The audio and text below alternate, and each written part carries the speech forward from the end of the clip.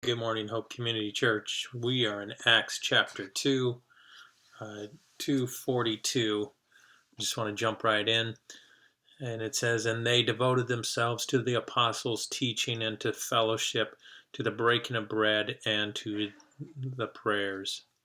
And awe came upon every soul, and many wonders and signs were being done through the apostles. And all who believed were together and had all things in common. They were selling their possessions and their belongings and distributing the proceeds who had to all as any had need. And day by day, attending the temple together and breaking bread in their homes, they received their food with glad and generous hearts, praising God and having favor with all the people. And the Lord added to their number day by day those who were being saved." So we got this very early church. This is right at the very start of the church, and we see things that the church was devoted to. They were devoted to the apostles' teaching and to fellowship, and you'll see that throughout here, that there's this devotion to community. And I know some have talked about that this is why we should gather right now, no matter what. And if that's your conviction, then go ahead and do that. Dietrich Bonhoeffer said this: "He who loves his vision of community more than the community itself becomes a destroyer of the latter." So yes, we want to gather, um, and we miss gathering probably more than ever. But we need to make sure we love those in our community more than we love the idea of gathering together on a Sunday morning. The purpose of the church isn't to gather.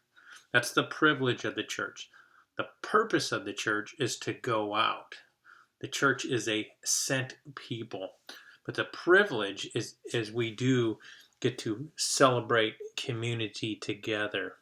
And so that is still a vital aspect in, in our relationship with God and with one another. They broke bread, so they participated in the Lord's Supper, and they did that in the houses. This wasn't just a Sunday thing. This was every aspect of their lives. They shared sacrificially. It's talking about that they were selling their possessions and giving to any that have need. So if you're gung ho committed to making sure we gather, make sure that we're taking care of the needs of people around us. And then they had favor with the people. People that weren't necessarily believers looked at the church and were awed by how they loved one another, how they served one another, how they cared for the community, how they sacrificed. We should have that kind of favor with people, even when they don't agree with us. And then people were coming to Christ. People were coming to know Christ because they saw this community that lived differently than everyone around them. And so the question is, how can we be like that community? How can we, at this time, in this moment in history, live differently than the world around us?